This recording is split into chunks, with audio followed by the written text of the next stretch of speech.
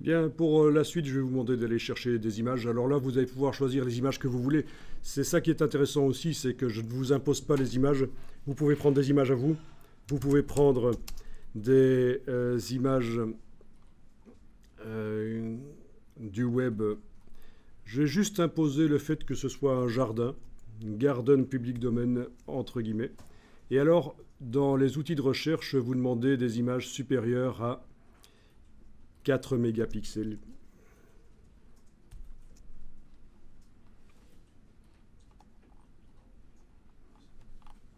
Voilà, vous allez télécharger 2-3 images de jardin.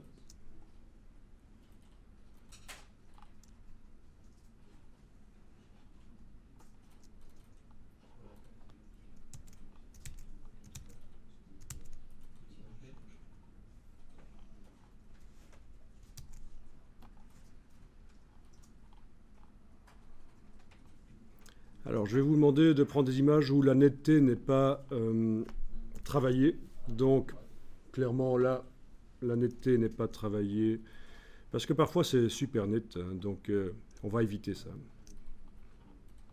Si vous avez du mal à trouver, je peux vous envoyer les images ici. Enfin, je dis ça et en même temps, mes serveurs sont bloqués ici par le firewall. Donc, je peux tenter d'une manière ou d'une autre de vous envoyer les images.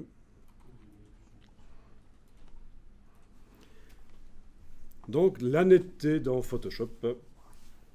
Vous savez que tous les appareils photo photographient flou, c'est fait exprès.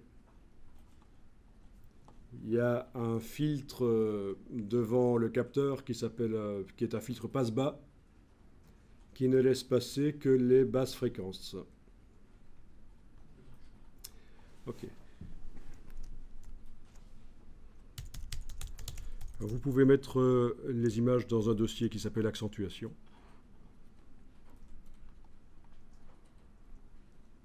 Alors, quand je vous parle de basse fréquence, ça vous dit quelque chose?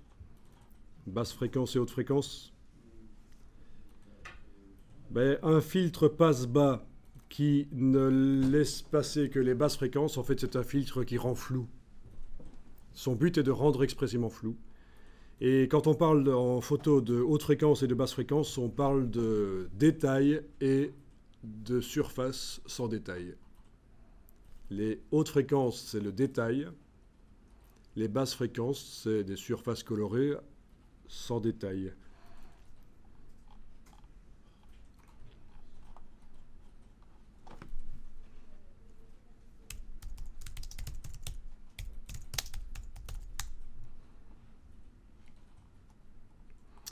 Alors.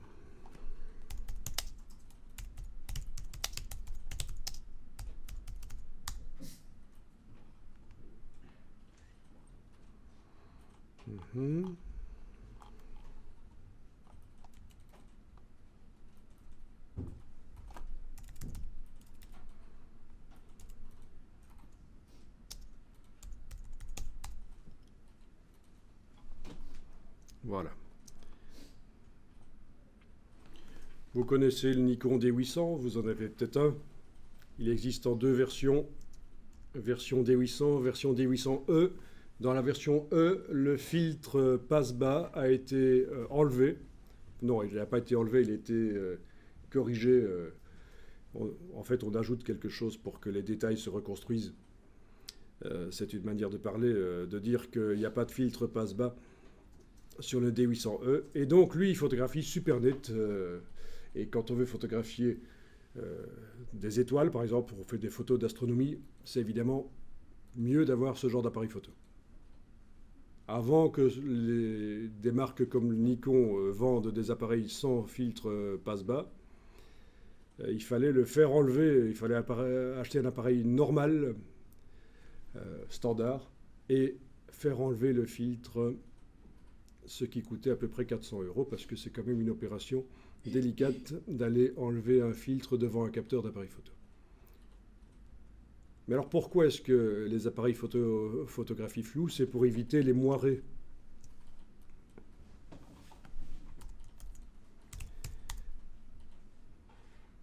Les moirés qui apparaissent quand deux réseaux réguliers se superposent. C'est ces espèces de dessins qu'on voit là, quand on a deux réseaux réguliers qui se superposent. Et donc quand on photographie des réseaux réguliers comme des buildings, de l'architecture, des tissus, avec un appareil photo qui ne rend pas flou, qui n'a pas le filtre passe-bas, on voit apparaître des moirés. Des moirés. C'est un terme utilisé en anglais aussi, les moirés.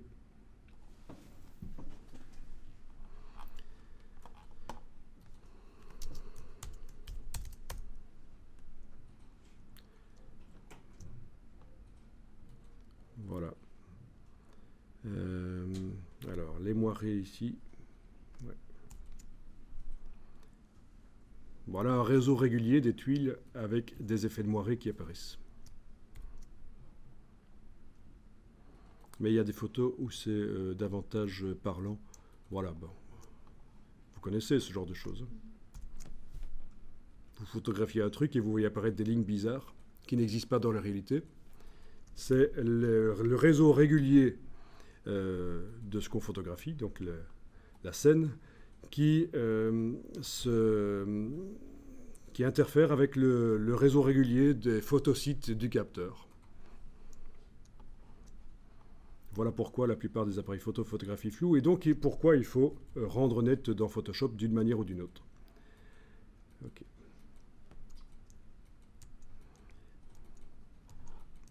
Alors, vous avez vos photos de jardin, vous pouvez les ouvrir dans Photoshop.